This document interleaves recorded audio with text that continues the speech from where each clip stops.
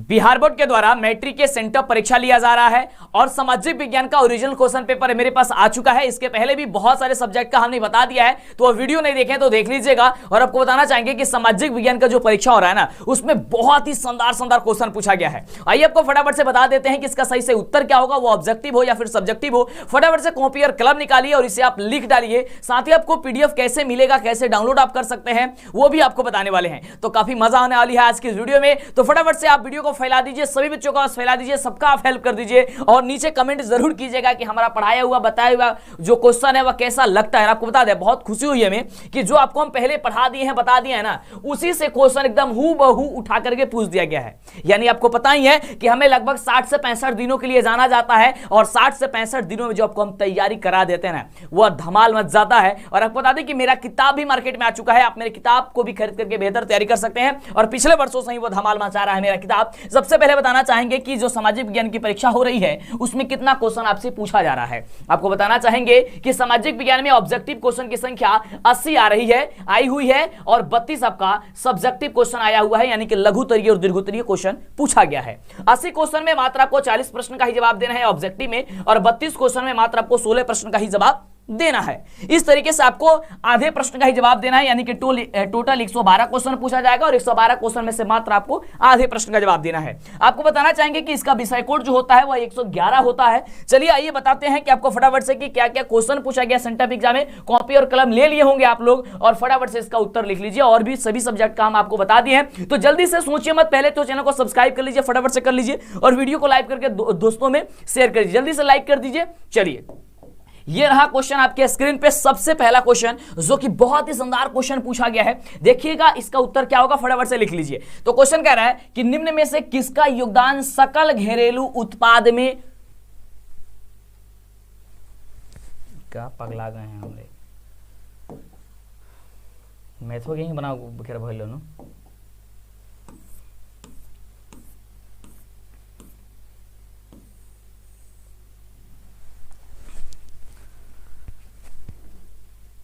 Bihar board के द्वारा matric का सेंटअप का परीक्षा लिया जा रहा है और सामाजिक विज्ञान का ओरिजिनल क्वेश्चन पेपर मेरे पास आ चुका है। आइए आपको बता देते हैं फटाफट से इसका सही उत्तर क्या होगा, जिससे कि आप परीक्षा में जैसे ही जाए आप फटाफट से इसका उत्तर करके चले आए। और आपको बताना चाहेंगे एक बहुत अच्छी खुशखबरी आपके लिए कि जो आपको हमने पहले पढ़ा दिया है, बता दिया है, हूबहू क्वेश्चन आपको उठा के पूछ दिया गया है। और आपको पता भी है कि हमें 60 से 65 दिनों के लिए ही जाना जाता है और इतने दिनों में आपकी इतनी गजब की तैयारी करा देते हैं कि मत पूछिए। और जैसा आपको पढ़ाते हैं वैसे आपको हूबहू क्वेश्चन आपके एग्जाम में आ जाता है। और मेरा किताब भी मार्केट में पिछले वर्षों से ही धमाल मचा रहा है, वो आप Amazon या फ्लिपकार्ट के माध्यम से भी खरीद सकते हैं और बेहतर तैयारी कर सकते हैं। आइए फटाफट से समय को ध्यान में रखते हुए क्लास की शुरुआत करते हैं और आपको बताते हैं कि किस तरीके से क्वेश्चन आपके सेंटअप एग्जाम में आया हुआ है। सबसे पहले आपको हम बताना चाहेंगे कि कितना क्वेश्चन आपके सेंटअप एग्जाम में पूछा गया है सामाजिक विज्ञान में। इसके पहले तो हमने आपको मैथ का, हिंदी का सब कुछ बता दिया है, तो वह वीडियो नहीं देखे, देख लीजिएगा। 80 क्वेश्चन आपको बता दें कि ऑब्जेक्टिव पूछा गया है और यहां से जो क्वेश्चन है ना वह फाइनल में भी पूछेगा, इसलिए हर एक क्वेश्चन को देखना बहुत जरूरी है और याद जरूर कर लीजिएगा। 80 क्वेश्चन में से आपको मात्र 40 क्वेश्चन का ही जवाब देना है ऑब्जेक्टिव और 32 आपका सब्जेक्टिव क्वेश्चन पूछा है, जिसमें से आपको मात्र 16 प्रश्न का ही जवाब देना है। इस तरीके से 112 क्वेश्चन पूछा गया है और आधे प्रश्न का ही जवाब आपको देना है। लेकिन रही बात यह कि सर फाइनल में कितना पूछा जाएगा, वो बात की बात है, हम आगे आपको बताएंगे इसके बारे में कि फाइनल में कितना क्वेश्चन आपको पूछा जाएगा। लेकिन सेंटअप एग्जाम में देखें कि आपको दोगुने प्रश्न पूछे गए हैं और आधे प्रश्न का जवाब देना है। आइए आपको फटाफट से बताते हैं समय को ध्यान रखते हुए कि क्वेश्चन क्या है और उसका उत्तर जो का क्या क्या होगा। और बहुत बहुत शानदार क्वेश्चन ये पूछा गया है, बिल्कुल। और आपको बता दें कि 6 बजे की क्लास और 7:30 बजे की क्लास मत भूलिएगा। 6 बजे आपका डेली लाइव टेस्ट होगा और 7:30 बजे आपकी होगी धमाल। और बहुत जल्द आपके क्रैश कोर्स के लिए भी हम लेकर के आ रहे हैं, क्रैश कोर्स भी आपको करा देंगे। अगर आप कुछ नहीं पढ़े हैं तो टेंशन नहीं लेना है, तो इसके लिए नीचे कमेंट जरूर कीजिएगा, लाइक जरूर कीजिएगा। क्वेश्चन कह रहा है सबसे पहला, आप आइए फटाफट से हम लोग क्वेश्चन का आंसर देखते हैं। कह रहे हैं कि निम्न में से किसका योगदान सकल घरेलू उत्पाद में सर्वाधिक है, यानी कि सबसे ज्यादा है सकल घरेलू उत्पाद, ठीक है। तो इसका बिल्कुल राइट जवाब हो जाएगा प्राथमिक क्षेत्र में इसका जो योगदान है, यानी कि इसका योगदान है जो सबसे ज्यादा है, यानी ऑप्शन हो जाएगा ऑप्शन ए नंबर, बिल्कुल ही राइट जवाब। अगले प्रश्न की बात करते हैं। फटाफट से कॉपी और कलम निकालो एकदम और लिख डालो और फैला दो वीडियो को, जल्दी से दोस्तों में फैला दो। जितने भी आपके पास ग्रुप है ना फैला दीजिए। साथ ही व्हाट्सएप ग्रुप में कैसे जुड़ेंगे, मेरे व्हाट्सएप ग्रुप में ये भी आपको हम बताने वाले हैं, तो अंतिम तक देखिएगा। अगला क्वेश्चन है कि निम्न में से कौन पूंजीवादी अर्थव्यवस्था का गुण नहीं है।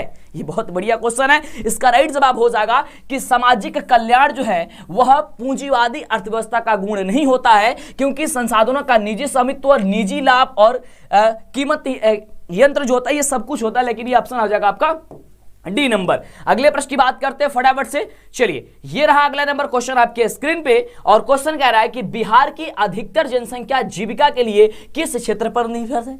किस क्षेत्र पर निर्भर है? तो हम सभी जानते हैं कि सबसे ज्यादा यहां पे जो लोग निर्भर रहते हैं, यानी कि बिहार में सबसे ज्यादा लोग जो निर्भर रहते हैं वह कृषि पे ही निर्भर रहते हैं, यानी कि ऑप्शन क्या हो जाएगा? ए नंबर आपका राइट जवाब हो जाएगा। फटाफट से लिख लो, दोस्तों में फैला दो, जल्दी से जितना जल्दी हो सकता है वीडियो का लिंक अपने दोस्तों में शेयर करो और फटाफट से कॉपी और कलम निकालो और लिख डालो इसका आंसर क्या क्या होगा। अगला है कि बैंक का एजेंसी कार्य क्या है? बैंक का एजेंसी कार्य क्या है? इस क्वेश्चन में थोड़ा सा हमें ऑप्शन में थोड़ी सी डाउट है। इसका आंसर आपका ऑप्शन नंबर ए ही होना चाहिए, ऋण देना, लेकिन हमको इस पे भी थोड़ा सा डाउट बन रहा है, ठीक ना? तो इसे थोड़ा सा आप देख लीजिएगा। चलिए आगे बात करते हैं अगले नंबर क्वेश्चन की। अगला नंबर जो क्वेश्चन है वो क्वेश्चन क्या कह रहा है? कह रहा है कि भारत के किस राज्य में प्रति व्यक्ति आय सर्वाधिक है? ये तो सबसे बढ़िया क्वेश्चन है और आपको हम बता दें कि यह प्रश्न आपके फाइनल एग्जाम में पिछले वर्ष भी पूछा गया था और आपको बता दें कि इसका आंसर जो का गोवा हो जाएगा। लेकिन आपको हम बता दें कि बिहार बोर्ड में एक बहुत बड़ी कमी है। वो कमी यह है कि हमने आपको गोवा बता दिया कि आंसर होगा और गोवा आप उस क्वेश्चन जब पूछा गया था तब भी आया था, लेकिन बिहार बोर्ड जब आंसर चेक किया था ना, यानी कि जिस आंसर शीट पे चेक किया था वो गलत चेक किया था। तो बिहार बोर्ड भी कभी कभी गलत चेक कर देता है, उसके लिए आपत्ति दर्ज कराई जाती है, तो आपत्ति जरूर कीजिएगा, यानी कि कंप्लेन की जाती है ना। देखिए कई बार ऐसा होता है कि आप सही बना करके आए होते हैं, किताब में जो आंसर रहता है वही आंसर आप करके आए होते हैं, लेकिन फिर भी जो बिहार बोर्ड आंसर चेक करते हैं, यानी कि बिहार बोर्ड के जो टीचर हैं वो आंसर चेक करते हैं, वो गलती आंसर चेक कर देते हैं, जिसके लिए एक आपका आंसर शीट जारी होता है। उसमें अगर आपको डाउट लगता है उसमें कंप्लेन किया जाता है, आप कंप्लेन जरूर कीजिएगा, वो भी आगे की बात है, हम बताएंगे। फिलहाल तो सेंटअप एग्जाम के बारे में हम पढ़ रहे हैं, यानी कि सेंटअप एग्जाम का क्वेश्चन पेपर हम लोग सॉल्व कर रहे हैं, ठीक है ना। चलिए, इसलिए कहते हैं चैनल को सब्सक्राइब कीजिए, हर एक पल पल की खबरें और सब चीज आपको हम बताएंगे। अगला क्वेश्चन है कि भारत में नई आर्थिक नीति कब लागू की गई थी? ये सबसे बढ़िया क्वेश्चन है। भारत में नई आर्थिक नीति कब लागू की गई थी? तो 1991 में लागू की गई थी, ठीक ना। कब लागू की गई थी? 1991 हो जाएगा, ऑप्शन हो जाएगा आपका सी नंबर। अगले हम प्रश्न की बात करें तो अगला प्रश्न देखिए आपके स्क्रीन पे है और बड़ा ही बढ़िया क्वेश्चन है। कह रहा है कि राष्ट्रीय मानव विकास में किस राज्य का स्थान सर्वोच्च है? ठीक है ना, तो याद कीजिएगा केरल का जो स्थान है ना वह सर्वोच्च है राष्ट्रीय मानव विकास में, केरल का। ऑप्शन क्या हो जाएगा आपका? बी नंबर हो जाएगा। अगले हम प्रश्न की बात करते हैं, सब कुछ बताने वाले हैं, ऑब्जेक्टिव से लेकर सब्जेक्टिव, और साथ ही आपका इसका पीडीएफ वगैरह कैसे आपको मिलेगा सब चीज बताने वाले हैं। अगला है कि सिंगापुर की मुद्रा क्या है? ये देखो सिंगापुर की मुद्रा, तो सिंगापुर की मुद्रा होगा, सिंगापुर का मुद्रा हो जाएगा क्या चीज? डॉलर, बिल्कुल ऑप्शन हो जाएगा इसका डॉलर, ठीक ना। चलिए आगे बात करते हैं अगले क्वेश्चन की। अगला क्वेश्चन कह रहा है कि किस वित्तीय संस्थान द्वारा शाख सृजन किया जाता है? जो कि बहुत बढ़िया क्वेश्चन है और इसका राइट जवाब होगा नबार्ड। क्या हो जाएगा? नबार्ड हो जाएगा, यानी ऑप्शन हो जाएगा आपका ए नंबर, आपका बिल्कुल बिल्कुल राइट जवाब। अगले प्रश्न की बात करें तो अगला प्रश्न आपके स्क्रीन पे, फटाफट से इसका आंसर लिख लो जल्दी से और वीडियो को फैला दो। अगला क्वेश्चन है कि किसने कहा मुद्रा वह है जो मुद्रा का ही कार्य करती है? और यह क्वेश्चन सबसे ज्यादा बार आपके एग्जाम में पूछा जाता है। तो मुद्रा वह है जो मुद्रा का कार्य करती है, ये किसने कहा दिया था? ये कह दिए थे नेप, हो जाएगा यहां से ऑप्शन क्या हो जाएगा? ए नंबर हो जाएगा। क्या हो जाएगा? नेप ने कह दिया था, यानी ऑप्शन हो जाएगा आपका ए नंबर। अगले प्रश्न की बात करते हैं। अब अगला नंबर क्वेश्चन कह रहा है कि भारत में सर्वाधिक रोजगार के अवसर उपलब्ध कराने वाला क्षेत्र जो है वह कौन है? ये सबसे बढ़िया क्वेश्चन है। इसका राइट जवाब हो जाएगा तृतीय क्षेत्र। तृतीय क्षेत्र यानी कि जिसे हम लोग सेवा क्षेत्र के नाम से जानते हैं। क्या जानते हैं? सेवा क्षेत्र के नाम से जानते हैं, यानी ऑप्शन हो जाएगा आपका सी नंबर, बिल्कुल ही राइट जवाब। अगले हम प्रश्न की बात करें, अगला प्रश्न आपके स्क्रीन पे है और प्रश्न कह रहा है कि विश्व का सर्वाधिक रोजगार प्रदान करने वाला जो कार्यक्रम है ना वह कौन है? तो याद कीजिएगा विश्व का सर्वाधिक रोजगार प्रदान करने वाला कार्यक्रम है मनरेगा है। मनरेगा के बारे में आप लोग अच्छी प्रकार से जानते भी होंगे। चलिए आगे बात करते हैं, आगे आने वाले हम वीडियोस में इसके बारे में विशेष डिस्कस करेंगे और आपको समझाएंगे। अगला क्वेश्चन है कि सरकार द्वारा लगाए आवश्यक नियंत्रणों तथा प्रतिबंधों को हटाना कहलाता है। ये क्या कहलाता है? तो ये कहलाता है उदारीकरण। क्या कहलाता है? उदारीकरण कहलाता है, यानी कि ऑप्शन नंबर जो हो जाएगा ये आपका सी नंबर, बिल्कुल ही राइट जवाब हो जाएगा। चलिए अगले प्रश्न की बात करते हैं। बहुत ही अच्छा क्वेश्चन जो है वो पूछा गया है आपके एक सेंटअप एग्जाम में, और ऐसा ही क्वेश्चन हूबहू ऐसा ही क्वेश्चन में इसी प्रकार से क्वेश्चन आपके फाइनल में भी पूछा जाएगा, तो टेंशन आपको नहीं लेनी है। अगला है कि भारत विश्व व्यापार संगठन यानी कि WTO का सदस्य कब बना। ये बहुत बढ़िया क्वेश्चन है। ये बने थे 1995 ईस्वी हो जाएगा इसका राइट जवाब। ऑप्शन हो जाएगा इसका ए नंबर बिल्कुल राइट जवाब। अगले हम प्रश्न की बात करें तो अगला प्रश्न आपके स्क्रीन पे है। कह रहा है प्रश्न आपके स्क्रीन पे बड़ा ही शानदार है कि भारत में उपभोक्ता संरक्षण अधिनियम की घोषणा कब हुई।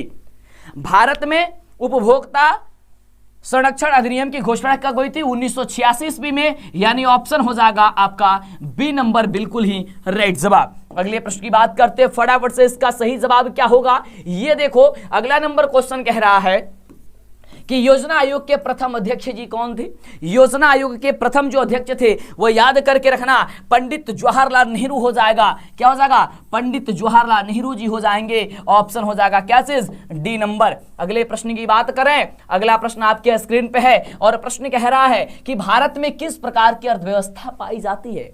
भारत में किस प्रकार की अर्थव्यवस्था पाई जाती है? और हर एक बच्चा जानता है, बच्चा जानता है कि मिश्रित अर्थव्यवस्था पाई जाती है, यानी ऑप्शन हो जाएगा आपका सी नंबर। क्लियर? क्या हो जाएगा? सी नंबर हो जाएगा। अगले हम प्रश्न की बात करें, अगला प्रश्न आपके स्क्रीन पे है। कह रहा है प्रश्न कि पावर्टी एंड एन ब्रिटिश रत्न इन इंडिया पुस्तक किसने लिखी थी, जो कि बहुत बढ़िया क्वेश्चन है। इसका राइट जवाब हो जाएगा दादा भाई नौरोजी ने। कौन? दादा भाई नौरोजी ने, यानी ऑप्शन हो जाएगा आपका डी नंबर।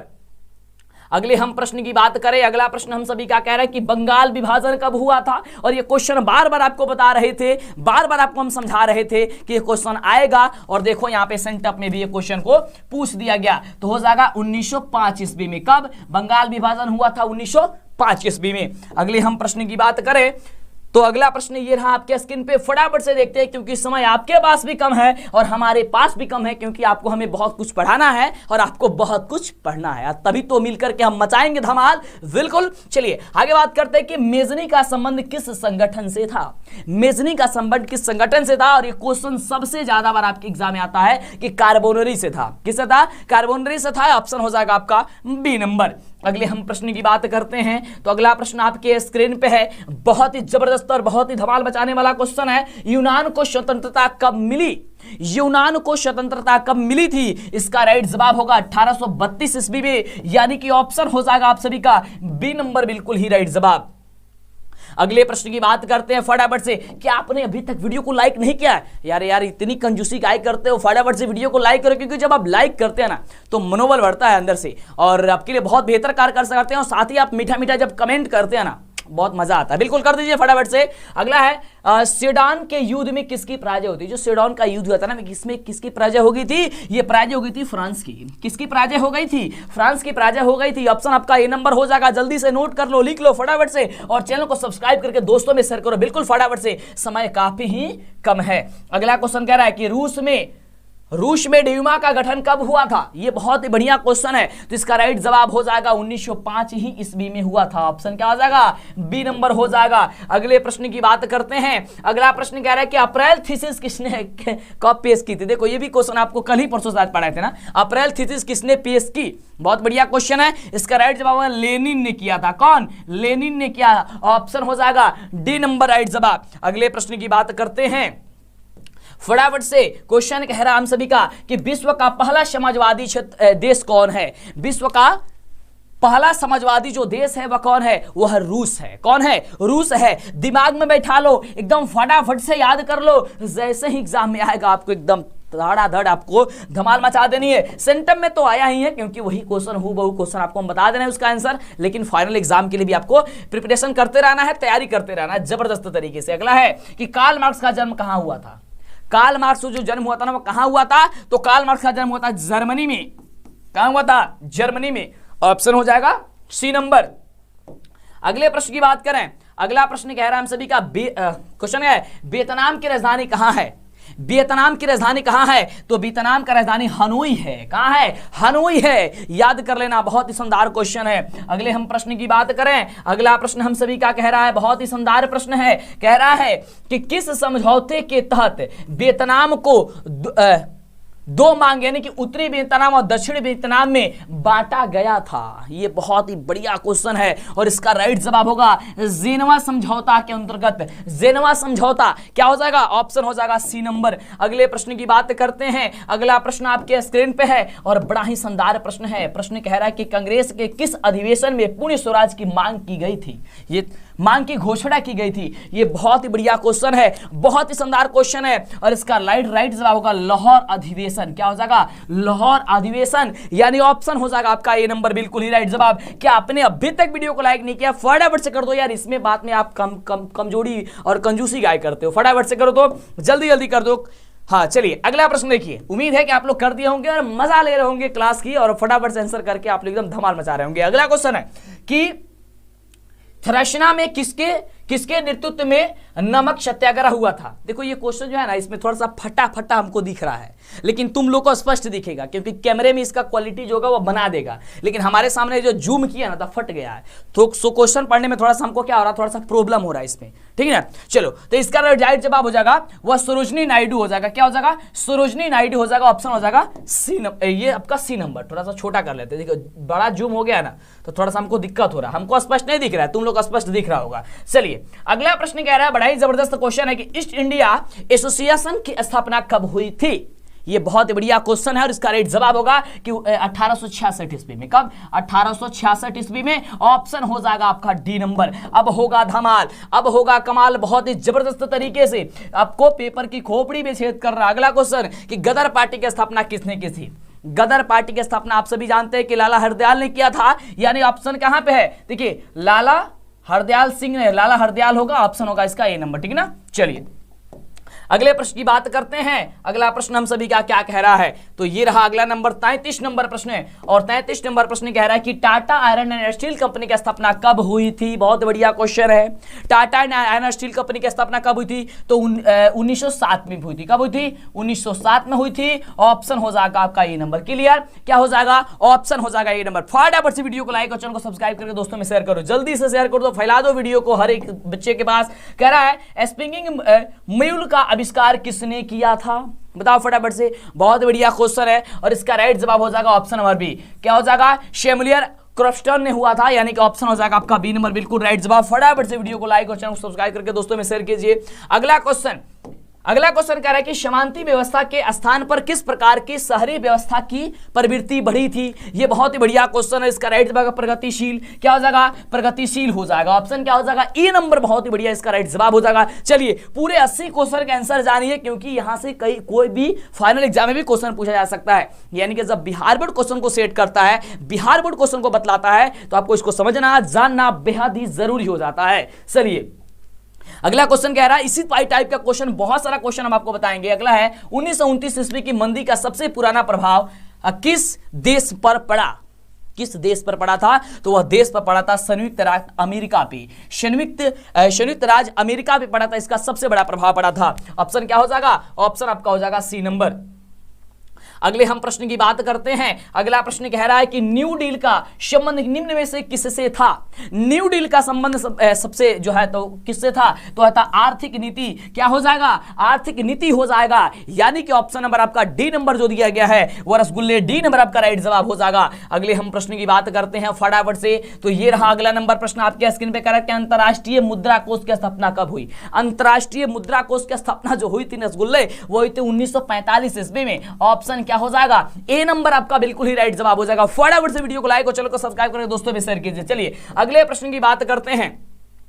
तो अगला प्रश्न आपके स्क्रीन पे है और प्रश्न हम सभी का कह रहा है कि मुद्रण कला का आविष्कार कहां हुआ। मुद्रण कला का आविष्कार कहां हुआ था, इसका राइट जवाब होगा चीन। क्या हो जाएगा, चीन हो जाएगा। ऑप्शन नंबर हो जाएगा आपका सी नंबर, बिल्कुल ही राइट जवाब। अगले प्रश्न की बात करते हैं। अगला प्रश्न आपके स्क्रीन पे है, बहुत ही जबरदस्त और बहुत ही शानदार क्वेश्चन है और इसका जो राइट जवाब होगा वह क्या होगा, देखिए ध्यान से। प्रथम पेपर मिल की स्थापना किस देश में हुई थी। प्रथम पेपर मिल की स्थापना किस देश में हुई थी, फ्रांस में हुई थी। याद कर लेना, नोट कर लेना फटाफट से, फ्रांस में हुई थी। क्या हो जाएगा, ऑप्शन हो जाएगा ए नंबर। अगले हम प्रश्न की बात करें। अगला प्रश्न आपके स्क्रीन पे है और प्रश्न बड़ा ही जबरदस्त शानदार है कि 1953 थेसिस के लेखक कौन है? बोले ना थोड़ा सा फटाफट है तो जो इधर उधर वाला वर्ड होगा थोड़ा सा हमको पढ़ने में दिक्कत होगा। तो क्या है? टॉल्स्टॉय हो जाएगा इसका आंसर। क्या हो जाएगा? टॉल्स्टॉय हो जाएगा। ठीक है ना, फोटो को खींच करके जूम किया गया ना तो इसमें बड़ा स्क्रीन है तो ये फट करके थोड़ा सा फट गया है जिससे हमको स्पष्ट नहीं दिख रहा है। ठीक ना,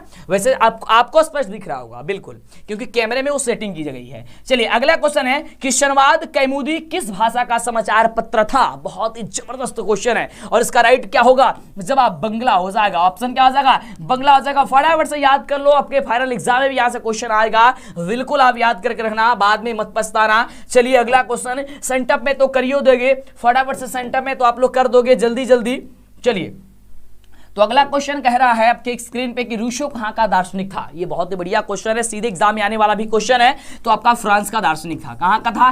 दार्शनिक था कहां का? फ्रांस का दार्शनिक था, यानी कि ऑप्शन नंबर हो जाएगा आपका ए नंबर, बिल्कुल ही राइट जवाब। अगले प्रश्न की बात करते हैं। अगला प्रश्न आपके स्क्रीन पे है, प्रश्न है कि गोल घर का निर्माण कब हुआ था? रसगुल्ले, गोल घर का निर्माण, और गोल घर कहां पे बनवाया गया था? ये शायद कल ही परसों बताए थे आपको इसका जवाब, है ना। तो ये क्या हो जाएगा? 1786 में हो जाएगा। क्या हो जाएगा? 1786 हो जाएगा। किस लिए बनवाया गया था? तो अनाज के भंडारण के लिए बनवाया गया था। ये बात याद करके रखिएगा गोल घर के बारे में। अगले प्रश्न की बात करते हैं। अगला प्रश्न जो है बड़ा ही जबरदस्त क्वेश्चन है, कह रहा है कि असहयोग आंदोलन का प्रस्ताव कांग्रेस के किस अधिवेशन में पारित हुआ?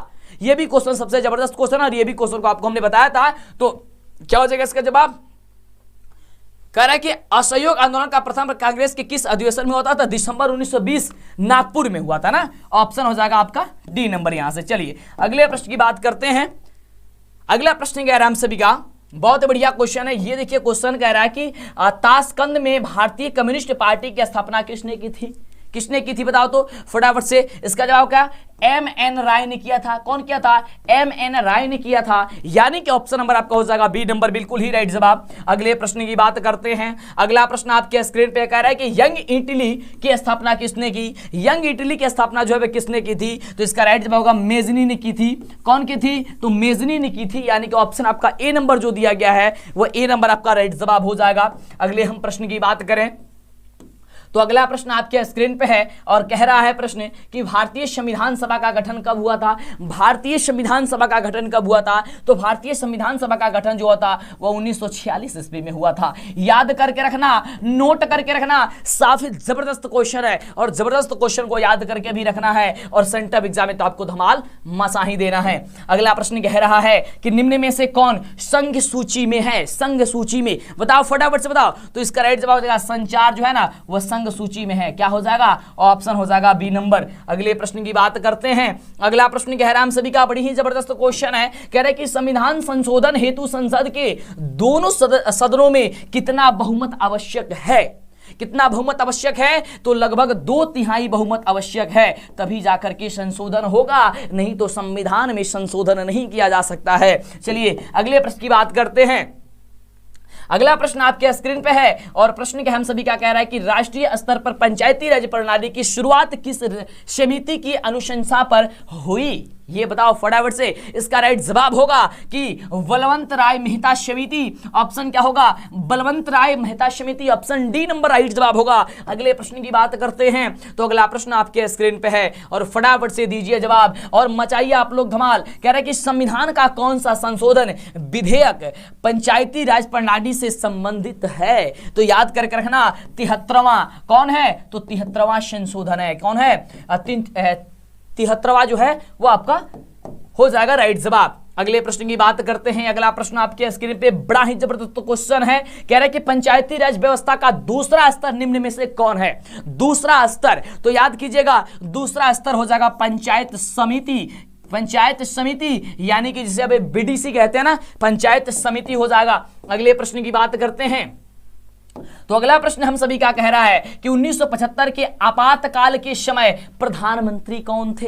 प्रधानमंत्री कौन थे 1975 के आपातकाल के समय? याद करना, इंदिरा गांधी थे। कौन थे रसगुल्ले? इंदिरा गांधी थे। ऑप्शन क्या होगा? ए नंबर होगा। क्या मचाओगे धमाल? बिल्कुल। अगले प्रश्न की बात करते हैं। अगला प्रश्न आपके स्क्रीन पे है, कह रहा है कि चिपको आंदोलन का आरंभ किस राज्य से हुआ? चिपको आंदोलन ये तो आप सभी को पता है उत्तराखंड से हुआ था, क्योंकि ये हर जगह आपको पढ़ने को मिल जाता है। उत्तराखंड से हुआ। ऑप्शन आपका क्या हो जाएगा? बी नंबर आपका राइट जवाब हो जाएगा। ठीक है ना। किस लिए हुआ गया? पेड़ की कटाई की जा रही थी उसको रोकने के लिए, ठीक ना। इस बात को याद करके रहना। और अगले बता दे एक बात, आवश्यक सूचना आपको कि हमने आपको बोला ना कि 6 बजे की क्लास आपको नहीं भूलना है और 7:30 बजे की क्लास आपको नहीं भूलना है, ठीक ना। ये कब चलेगा, ये आपको शाम में क्लास चलेगी और आपकी तैयारी कराई जाएगी जबरदस्त है। आपको बता दें कि हर एक सब्जेक्ट से मेरी कोशिश है कि 500 ऑब्जेक्टिव ध्यान देंगे, 500 ऑब्जेक्टिव ध्यान देंगे और लगभग 250 सब्जेक्टिव क्वेश्चन, और एक सब्जेक्ट से आपको हम रटा देंगे, याद करा देंगे और उसी से एग्जाम में आएगा। कुछ नहीं पढ़े हो, टेंशन नहीं लेना, सब कुछ छोड़ दो, कॉपी सब फेंक दो, लेकिन आपसे जो पढ़ाएंगे उसे आप याद कर लो, बिल्कुल सीधे टकराएगा एग्जाम में। और उसके बाद से बहुत सारा मॉडल पेपर आपको करा देंगे, एकदम धमाल बचा दोगे परीक्षा में जाकर के। चलिए अगला प्रश्न आपके स्क्रीन पे, तो जल्दी से चैनल को सब्सक्राइब करो फटाफट से, अभी तक नहीं किया तो, और दोस्तों में शेयर करो, गजब तरीके से शेयर करो, जितना हो सकता है फैला दो वीडियो को। अगला क्वेश्चन, निम्न में से कौन राष्ट्रीय राजनीतिक दल है? राष्ट्रीय राजनीतिक दल कौन है? तो देखिए भारतीय कम्युनिस्ट पार्टी जो है ना, वो भारतीय कम्युनिस्ट पार्टी ये राष्ट्रीय राजनीतिक दल है। ऑप्शन क्या हो जाएगा, डी नंबर हो जाएगा। अगले प्रश्न की बात करते हैं। अगला प्रश्न कह रहा है कि सूचना का अधिकार आंदोलन कहां शुरू हुआ? सूचना का अधिकार आंदोलन जो है वो कहां पे शुरू किया गया था, आपको यह बताना है। इसका राइट जवाब होगा राजस्थान। क्या हो जाएगा, राजस्थान हो जाएगा। ऑप्शन आपका जो हो जाएगा वह ए नंबर आपका बिल्कुल बिल्कुल राइट जवाब हो जाएगा। अगले हम प्रश्न की बात करते हैं। तो अगला प्रश्न आपके स्क्रीन पे बड़ा ही जबरदस्त और शानदार क्वेश्चन है। कह रहा है कि महापौर का कार्यकाल कितने वर्ष का होता है? देखो ये भी क्वेश्चन बताए थे आपको। देखो यानी कि बहुत सारा क्वेश्चन आपको यहाँ पे हमने एक दो दिन के अंदर में पढ़ाए हैं, वही टकरा गया है। इसका राइट जवाब क्या होगा, 5 वर्ष का ही होता है। कितना वर्ष का होता है, 5 वर्ष का ही होता है। वैसे तो सारा का सारा क्वेश्चन यानी कि बहुत ऐसे कम ही क्वेश्चन है जो आपको हमने नहीं पढ़ाया है, ठीक ना। जो वीडियो रेगुलर देखे हैं, जो याद किए, उनको तो दिक्कत नहीं हो रहा होगा, लोग बता दे रहे होंगे, ठीक ना। और यानी कि जो 2-3 दिन के अंदर में पढ़ा दिया गया है वही सारा क्वेश्चन यहाँ पे झलक रहा है। अगला है कि हरित क्रांति से किस राज्य को आर्थिक लाभ हुआ था? हरित क्रांति से, इसका राइट जवाब होगा, देखिए हरियाणा का भी हुआ था, उत्तर प्रदेश को भी हुआ था, पंजाब के भी हुआ था, यानी कि इनमें से सभी हो जाएगा। क्या हो जाएगा, डी नंबर हो जाएगा। क्लियर, क्या हो जाएगा, डी नंबर हो जाएगा। अगले हम प्रश्न की बात करते हैं रसगुल्ले, फटाफट तरीके से पानी के निजीकरण के विरुद्ध कहां संघर्ष हुआ? पानी के निजीकरण के विरुद्ध, तो पानी के निजीकरण के विरुद्ध हुआ था बोलिविया में। कहां हुआ था, तो बोलिविया में हुआ था। ऑप्शन क्या हो जाएगा, डी नंबर हो जाएगा। चलिए अगले प्रश्न की बात करते हैं फटाफट से। अगला प्रश्न कह रहा है कि भारत में किस प्रकार की दलीय व्यवस्था है? रसगुल्ले, भारत में किस प्रकार की दलीय व्यवस्था है? तो याद करना, बहुदलीय व्यवस्था है। भारत में किस प्रकार की दलीय व्यवस्था है? बहुदलीय व्यवस्था है। ऑप्शन आपका हो जाएगा सी नंबर, बिल्कुल राइट जवाब। अगले प्रश्न की बात करते हैं। अगला प्रश्न आपके स्क्रीन पे है और बड़ी ही शानदार क्वेश्चन है। कह रहे कि माधव कुमार किस देश के पूर्व प्रधानमंत्री हैं? माधव कुमार, तो ये बहुत ही शानदार क्वेश्चन है। ये नेपाल के हैं। कहां के हैं? हम लोग के सटा देश नेपाल से हैं। ऑप्शन क्या हो जाएगा, बी नंबर हो जाएगा। अगले प्रश्न की बात करें। अगला प्रश्न आपके स्क्रीन पे है और बड़ा ही शानदार, बड़ा ही जबरदस्त और काफी धमाल मचाने वाला है कि भारत में प्रथम चीनी मिल की स्थापना किस राज्य में की गई थी? तो याद करना, वो हम लोग का बिहार राज्य में ही की गई थी। बिहार राज्य, ऑप्शन क्या हो जाएगा, ए नंबर हो जाएगा। क्या हो जाएगा, ए नंबर आपका राइट जवाब होगा। चलिए अगले प्रश्न की बात करते हैं। बड़ा ही शानदार, बड़ा ही जबरदस्त क्वेश्चन। चरक का संबंध किस देश से था? चरक का संबंध किस देश से था? तो ऑप्शन हो जाएगा भारत से था। ऑप्शन क्या हो जाएगा, सी नंबर हो जाएगा। क्या मचाओगे धमाल, बिल्कुल मचाओगे धमाल। अगले प्रश्न की बात करते हैं। अगला क्वेश्चन आपके स्क्रीन पे करे कि कान्हा राष्ट्रीय उद्यान कहां है? कान्हा राष्ट्रीय उद्यान, जल्दी बताओ, फटाफट से बताओ, कान्हा राष्ट्रीय उद्यान कहां है? 65 नंबर क्वेश्चन का जवाब आपके यहाँ पे ऑप्शन है। इसका राइट जवाब होगा मध्य प्रदेश। क्या होगा, मध्य प्रदेश होगा, यानी ऑप्शन आपका हो जाएगा ए नंबर, बिल्कुल ही राइट जवाब। अगले प्रश्न की बात करते हैं। हूबहू क्वेश्चन छापो, एकदम एग्जाम में जाकर के धमाल मचा दो। अगला क्वेश्चन है, किस नदी की उत्पत्ति अमरकंटक से हुई? अमरकंटक से हुई, आपको बताना है फटाफट से, किस नदी की उत्पत्ति? गंडक, पुनपुन, सोन या फिर कोसी? तो इसका राइट जवाब हो जाएगा क्या चीज, सोन। ऑप्शन क्या हो जाएगा, सी नंबर हो जाएगा। अगले प्रश्न की बात करते हैं। अगला प्रश्न क्या कह रहा है, ये रहा अगला प्रश्न आपके स्क्रीन पे। कह रहा है बिहार में कितना प्रतिशत कृषि क्षेत्र है? बिहार में कितना प्रतिशत कृषि क्षेत्र है? यार सबसे ज्यादा है, यानी कि लगभग क्या है, 65%, ये 60%, ठीक है ना, लगभग 60% है। ऑप्शन क्या हो जाएगा, ए नंबर हो जाएगा। चलिए अगले प्रश्न की बात करते हैं। 10 और क्वेश्चन है, देख लेते हैं फटाफट से। श्वेत क्रांति संबंधित है, श्वेत जो क्रांति है वह संबंधित है, किससे संबंधित है? तो दूध से संबंधित है। श्वेत क्रांति किससे संबंधित है? दूध से संबंधित है। ऑप्शन हो जाएगा आपका सी नंबर। अगले प्रश्न की बात करते हैं फटाफट से। अगला क्वेश्चन आपके स्क्रीन पे, रबड़ की खेती के लिए कौन सी जलवायु चाहिए? तो रबड़ की खेती के लिए फटाफट से बताइए। तो इसका राइट जवाब हो जाएगा भूमध्य रेखीय जलवायु चाहिए। ऑप्शन क्या हो जाएगा? बी नंबर हो जाएगा। अगले प्रश्न की बात करते हैं फटाफट से। तो अगला नंबर क्वेश्चन आपके स्क्रीन पे बड़ा ही शानदार जबरदस्त क्वेश्चन है कि कौन सी फसल रबी और खरीफ दोनों के रूप में उगाई जाती है? ये बहुत ही बढ़िया क्वेश्चन है, फटाफट से बताओ। इसका राइट जवाब क्या होगा? अंडरी। क्या हो जाएगा? ऑप्शन हो जाएगा क्या चीज? डी नंबर हो जाएगा। चलिए अगले प्रश्न की बात करते हैं फटाफट से। ये रहा क्वेश्चन आपके स्क्रीन पे, कह रहा है कि दामोदर घाटी परियोजना का लाभ किन राज्यों को मिलता है? ये बहुत ही बढ़िया क्वेश्चन है। इसका राइट जवाब होगा झारखंड और पश्चिमी बंगाल। क्या हो जाएगा? झारखंड और पश्चिमी बंगाल, यानी कि ऑप्शन हो जाएगा आपका सी नंबर, बिल्कुल ही राइट जवाब। चलिए अगले प्रश्न की बात करते हैं फटाफट से। अगला क्वेश्चन क्या करा एकदम आपको, अभी तक क्या आपने लाइक नहीं किया वीडियो को? यार वीडियो को जल्दी से पहले लाइक करो, क्योंकि जब आप लाइक करते हैं तो मनोबल बढ़ता है और आपके लिए बेहतर से बेहतर वर्क किया जा सकता है। अगला प्रश्न कह रहा है कि निम्न में से कौन लौह अयस्क का एक प्रकार है? लौह अयस्क का एक प्रकार कौन है? वह जगह हेमेटाइट, मैग्नेटाइट जो होता है वो लौह अयस्क का क्या होता है? एक प्रकार होता है। तो हेमेटाइट हो जाएगा, ऑप्शन हो जाएगा क्या चीज?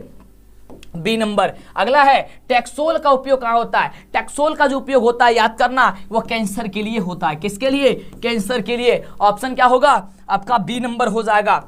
अगले प्रश्न की बात करते हैं। अगला प्रश्न आपके स्क्रीन पे है, कह रहा है कि बिहार का कौन सा क्षेत्र, बिहार का कौन क्षेत्र सूखा प्रवण है? सूखा प्रवण है आपको बताना है। तो इसका राइट जवाब होगा उत्तर बिहार। क्या हो जाएगा? ऑप्शन आपका ए नंबर हो जाएगा। चलिए अगले प्रश्न की बात करते हैं। अगला प्रश्न कह रहा है आपके स्क्रीन पे, बड़ा ही शानदार क्वेश्चन है और क्वेश्चन कह रहा है कि भूकंप केंद्र के ऊर्ध्वाधर पृथ्वी सतह पर स्थित केंद्र को क्या कहते हैं? तो याद करना, उसे कहते हैं भूकंप केंद्र कहते हैं। भूकंप केंद्र के ऊर्ध्वाधर पृथ्वी पर सतह के स्थित केंद्र को क्या कहते हैं? भूकंप केंद्र कहते हैं। ऑप्शन हो जाएगा आपका बी नंबर। अगला देखिए, अगला क्वेश्चन आपके स्क्रीन पे बड़ा ही बढ़िया क्वेश्चन है कि निम्न में से किसे सर्वाधिक खतरनाक सुखाड़ माना जाता है? इसका राइट जवाब हो जाएगा कि देखिए यहां से क्या होगा, सामान्य सुखाड़, कृषि सुखाड़ या फिर मौसमी सुखाड़। निम्न में से सर्वाधिक खतरनाक सुखाड़ किसे माना जाता है? ये देखिए, इसे किसी को भी नहीं माना जाता। यहां से ऑप्शन डी होगा। क्या होगा? Option D. खतरनाक सुखाड़ इसमें से कौन है जी? सामान्य सुखाड़, कृषि सुखाड़, मौसमी सुखाड़। वैसे अगर सुखाड़ माना जाए तो मौसमी सुखाड़ कर सर्वाधिक खतरनाक, तो मौसमी सुखाड़ हो सकता है, लेकिन ये भी तो अच्छा नहीं है। कृषि सुखाड़, ये भी मतलब उतना खतरनाक इसमें से कोई नहीं। ऑप्शन आपका डी होना चाहिए, लेकिन अगर टिक करना चाहते हो तो आपका ऑप्शन नंबर बी होगा, हो ही जाएगा, कृषि सुखाड़। क्योंकि जब कृषि सुखाड़ हो जाएगा तो समझो कि अनाज वगैरह तो खत्म हो जाएगा, वो उत्पादन उसका, तो फिर तो दिक्कत हो जाएगी ना। तो इसलिए ये आपका आंसर हो सकता है, ठीक ना।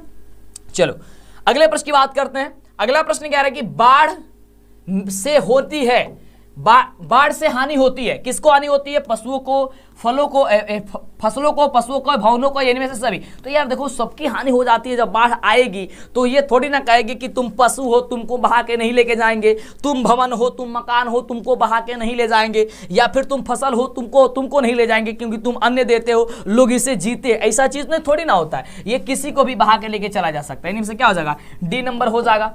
अगले प्रश्न की बात करते हैं। ये आपका लास्ट क्वेश्चन है। 80 क्वेश्चन बोले थे, 80 क्वेश्चन। अब आपको बताएंगे पीडीएफ और सब्जेक्टिव के, और यानी कि इसका लघुत्तरीय, दीर्घोत्तरीय क्वेश्चन क्या क्या है। निम्न में कौन प्राकृतिक आपदा है? प्राकृतिक आपदा क्या है? ये क्वेश्चन आपका बहुत शानदार क्वेश्चन है। तो देखिए, प्राकृतिक आपदा जो प्रकृति के द्वारा घटित हो, यानी कि सुनामी हो जाएगा, यानी कि जो मानव के द्वारा घटित नहीं कराया जाए, यानी ऑप्शन हो जाएगा क्या चीज? C number. अगले आगे बात करते हैं। अब ये सब्जेक्टिव टाइप क्वेश्चन है, कुछ सब्जेक्टिव टाइप क्वेश्चन देख लो, फिर इसका उत्तर आपको बता देते हैं कहां पे मिलेगा, ठीक ना। देखो, सब्जेक्टिव टाइप क्वेश्चन में पूछा गया श्रम पद्धति की शुरुआत कैसे हुई थी? औद्योगिक क्रांति के किन्हीं दो सकारात्मक प्रभावों का उल्लेख करें। शेरभरा वर्ग क्या है? जेनेवा समझौता पर एक संक्षिप्त टिप्पणी लिखिए। अगला क्वेश्चन इसमें पूछा गया है कि स्वराज पार्टी की स्थापना का क्या उद्देश्य था? अगला क्वेश्चन आपको यहाँ पे देखिए पूछा गया है, औद्योगिकरण ने किस प्रकार उपनिवेशवाद को जन्म दिया? और दीर्घोत्तरीय क्वेश्चन, यानी कि लॉन्ग क्वेश्चन आंसर में पूछा गया है, जर्मनी के एकीकरण में बिस्मार्क की क्या भूमिका है? ये बार बार इंपोर्टेंट रहता है, इसमें पूछ ही दिया गया है। भारतीय राष्ट्रीय आंदोलन में भारतीय राष्ट्रीय कांग्रेस की भूमिका का विवेचना करें। ये भी बढ़िया क्वेश्चन है, ये आपका दीर्घोत्तरीय में है। ये इतिहास से क्वेश्चन था। अब बात करते हैं कि राजनीतिक से कौन कौन सा क्वेश्चन है। तो राजनीतिक से क्वेश्चन आपको पूछा गया, सत्ता के क्षैतिज वितरण और ऊर्ध्वाधर वितरण में क्या अंतर है, स्पष्ट करें।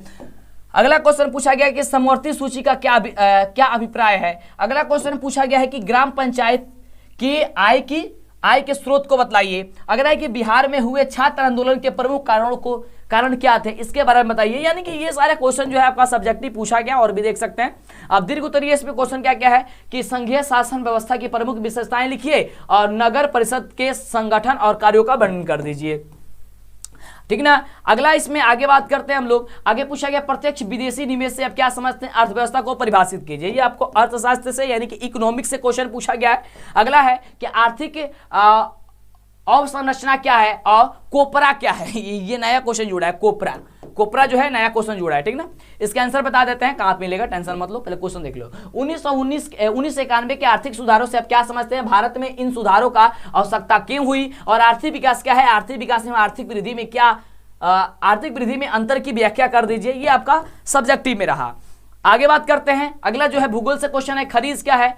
उसके बाद है लौ अयस्क के प्रमुख उत्पादक राज्यों के नाम लिखिए, तापीय प्रदूषण को परिभाषित कीजिए, या फिर नदी घाटी परियोजना को बहुउद्देशीय क्यों कहा जाता है। ये सारा क्वेश्चन आपको क्या है, सब्जेक्टिव में है। अगला है कि मृदा के किन्हीं दो प्रकार का संक्षिप्त वर्णन करें, सतत विकास क्या है, ठीक ना। अब बताओ कि क्या क्या क्वेश्चन तुम लोग को याद है इसमें से। भारतीय अर्थव्यवस्था पर वैश्वीकरण के प्रभाव की व्याख्या करें और भारतीय कृषि की निम्न उत्पादकता के क्या कारण है।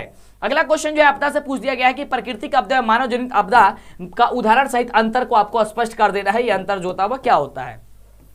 आगे की बाढ़ की सुरक्षा हेतु सर्वाधिक सावधानियों को लिखें, बाढ़ हेतु सावधानियां, और आग लगने की स्थिति में क्या प्रबंधन किया जा सकता है और सामान्य संचार व्यवस्था के बाधित होने के प्रमुख कारणों की व्यवस्था कर दीजिए। ये सारी क्वेश्चन जो है वो आपको सब्जेक्टिव में पूछा गया है। आइए बताते हैं कि सब्जेक्टिव का उत्तर, सब्जेक्टिव कैसे आप प्राप्त करेंगे, कैसे ऑब्जेक्टिव सब्जेक्टिव हर चीज प्राप्त करेंगे। इसके लिए सिंपल से आपको करना क्या है, आपको गूगल में चले जाना है। बार बार आपको बतलाते हैं, बार बार आपको बतलाने से शायद आपको याद भी हो गया होगा। और यहाँ पे आने के बाद से आपको सिंपल सा करना क्या है कि यहाँ पे आने के बाद से आपको गूगल में आ जाना है, और गूगल में आने के बाद से आपको यहां पे सर्च करना है। ध्यान देंगे, ये गूगल है, और गूगल में आने के बाद से यहां पे सर्च करना है डीएलएस एजुकेशन, जो चैनल का नाम है मेरा। यानी कि क्या सर्च करोगे आप लोग, जो चैनल का नाम है डीएलएस एजुकेशन। जैसे ही आप सर्च करेंगे डीएलएस एजुकेशन ऑफिशियल आ जाएगा। यहां पे जूम कर देते हैं इसको, ठीक ना। देखो यहां से डीएलएस एजुकेशन ऑफिशियल, सिंपल से इस पे आप क्लिक कर दीजिएगा। जैसे ही आप डीएलएस एजुकेशन पे क्लिक करेंगे, इसका नीचे डिस्क्रिप्शन में लिंक दिया है। व्हाट्सएप ग्रुप में जुड़ना चाहते हैं, व्हाट्सएप ग्रुप में आप जुड़ सकते हैं यहां से, ठीक ना। आप बात करते हैं देखिए सेंटअप एग्जाम के बारे में। तो सेंटअप एग्जाम के बारे में आपने क्या देखा, यहां देखिए, यहां सेंटअप एग्जाम का हर एक क्वेश्चन पेपर यहां पे अपलोड किया गया है। जैसे कि है हिंदी है, साइंस है, मैथ है, सोशल साइंस, संस्कृत, इंग्लिश, ठीक ना। तो जिस भी आप क्लिक करना चाहते हैं डाउनलोड पे क्लिक कर सकते हैं। जैसे मान लीजिए कि आप मैथ का ही देखना चाहते हैं, मैथ पे क्लिक करेंगे, सोशल साइंस है, सोशल साइंस पे जैसे ही आप क्लिक करेंगे, इस पर टैप करेंगे, ये फटाफट तरीके से इस पर क्या होगा, पोस्ट ओपन हो जाएगा। देखिए ध्यान से, देखिए ये ओपन हो गया, इस तरीके से ओपन होगा। यहाँ पे आपको आंसर देखने को मिल जाएगा, ठीक ना। यहाँ पे आपको सब्जेक्टिव भी मिल जाएगा। यहाँ पे डाउनलोड जो है वो आप क्लिक करके यहाँ से सब्जेक्टिव भी डाउनलोड कर सकते हैं, देख सकते हैं। या इसके नीचे जाइएगा तब भी आपको सब्जेक्टिव लगा दिया गया होगा, ठीक ना। तो आइए सर्च कीजिए फटाफट से और तैयारी में जुड़ जाइए, जबरदस्त तरीके से तैयारी कीजिए, ठीक ना। लिंक नीचे डिस्क्रिप्शन में दिया गया है। सबसे पहले क्या करना है, गूगल को खोल लेना है, गूगल में डीएलएस एजुकेशन सर्च करना है या फिर मंटू सर सर्च करना है, आ जाएगा मेरा वेबसाइट, उस पर क्लिक कर देना है। क्लिक करते हैं आपको सारी चीजें स्क्रीन पे दिखेगी, उस पर आप क्लिक करके कोई भी चीज आप ओपन कर सकते हैं, पढ़ सकते हैं। यहाँ से आप लोग बता देना चाहेंगे, यहाँ पे इसके होम स्क्रीन पे आकर के आपको दिखा देना चाहेंगे, काफी जबरदस्त चीज आपको दिखा दें कि टॉपर का कॉपी से लेकर के और सारी चीजें, यानी कि ऑब्जेक्टिव सब्जेक्टिव कैसे कहाँ पे मिलेगा, वो चीजें आपको बता दें, ठीक ना। क्योंकि वो सारी चीजें समझना बहुत जरूरी है आपके लिए। देखो ध्यान से, जैसे आप नीचे जाइएगा ना, जैसे आप नीचे जाएंगे यहाँ से डमी एडमी का डाउनलोड कर सकते हैं आप लोग, यानी कि सब चीज सुविधा यहाँ पे दी गई। देखिए यहाँ से आप मॉडल पेपर देख सकते हैं, मॉडल पेपर का टेस्ट दे सकते हैं, ऑब्जेक्टिव चैप्टर वाइज और सब्जेक्टिव चैप्टर वाइज, यानी कि प्रत्येक चैप्टर का ऑब्जेक्टिव सब्जेक्टिव जो इंपॉर्टेंट है, जो परीक्षा में आएगा, वो यहाँ पे लगा दिया गया। आप टिप करके यानी क्लिक करके आप देख सकते हैं, ठीक ना। उसके बाद एक खास चीज है टॉपर का कॉपी। टॉपर का कॉपी यानी कि जो बिहार टॉपर बने थे ना, उनका ओरिजिनल कॉपी मेरे पास है, यहाँ पे इस वेबसाइट पे लगा दी है, जिससे आप देखें, समझें और जानें कि किस तरीके से वह बच्चा ने लिखा था, जिससे कि वो बिहार में धमाल मचा दिया। तो इस पर आप क्लिक करेंगे, ये फटाफट से वो उसका कॉपी जो है वो ओपन हो जाएगा। हालांकि काफी सारे बच्चे देख चुके हैं इस कॉपी को, लगभग 2 लाख बच्चे ने देखा, लगभग शायद 2 लाख देखे, क्योंकि अभी तक 2 लाख देखे हैं जब तक हम वीडियो बना रहे हैं। बिल्कुल आगे कितने बच्चे देखेंगे हम कह नहीं सकते हैं, क्योंकि वो बहुत सारे बच्चे देख चुके हैं और आपको भी देखना है। आइए देखिए, ओरिजिनल कॉपी है उनका, और देख करके अपना तैयारी कीजिए, समझिए कि किस तरीके से जो है ये, हाँ ये अभी खोल रहा है पूरा पेज। ये जूम हो भाई, अरे जूम का नहीं होता, क्या हो गया इसको, स्क्रॉलिंग हो रहा है लेकिन जूम नहीं हो रहा। अच्छा ऐसे जूम होगा ना, चलो तो देखो यहां ओरिजिनल उसका कॉपी है। अच्छा, पूरा पेज हाथ से आपको घुमा रहे थे, नहीं हो रहा था ना इसलिए। चलो यहां देखिए इसका ओरिजिनल कॉपी आपका, ठीक है, समझिए ये सभी पेज लगाया गया, ओरिजिनल कॉपी है। आइए सर्च कीजिए, देखिए, समझिए, जानिए कि किस तरीके से वह बच्चा जो है वह लिखा था जिससे वह बिहार टॉप कर दिया, ठीक ना। तो फिर मिलते हैं इससे आपसे इसे ही कमाल तरीके की वीडियो के साथ नेक्स्ट वीडियो में, और चैनल को सब्सक्राइब कर लीजिए जिससे कि आपको आगे से वीडियो मिले और आप धमाल मचा सके और आपके पास नोटिफिकेशन मिल सके। फिर मिलेंगे आपसे नेक्स्ट वीडियो में।